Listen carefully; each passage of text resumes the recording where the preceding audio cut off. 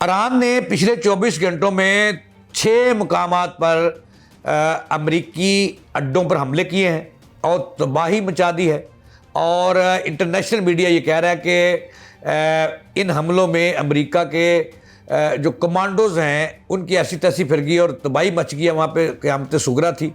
ये 3 जो मुकामात, एक तो ये बताया जा रहा है कि अमेरिका ने जो खराग जजीरा है उस पर ज़मीनी हमला किया है और ईरान जो पहले ही से तैयार था उसका ज़बरदस्त जवाब दिया है।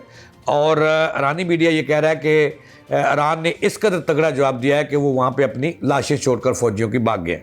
अब दूसरा बड़ा हमला जो किया है ईरान ने वो कुवैत के एक फ़ौजी अड्डे पर किया है जहाँ 1000 से ज़्यादा अमेरिकी फ़ौजी मौजूद थे। वहाँ तबाही मचा दी है, 6 तैयारे भी तबाह किए हैं, 3 जो है रीफ्यूलिंग जो जेट हैं अमेरिका के वो भी तबाह किए हैं। और इस वक्त कहा जा रहा है कि कुवैत के अस्पताल जो है भरे पड़े हैं अमेरिकी फ़ौजियों जो ज़ख्मी तादाद में वहाँ पे पहुँचे हैं।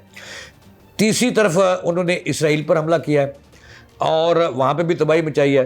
और चौथी तरफ उन्होंने जो है आबने हरम्स, वहाँ उसके पास 300 किलोमीटर दूर अमेरिका के जो बहरी जहाज़ खड़े थे 6 को निशाना बनाया गया और वहाँ भी तबाही मचाई है।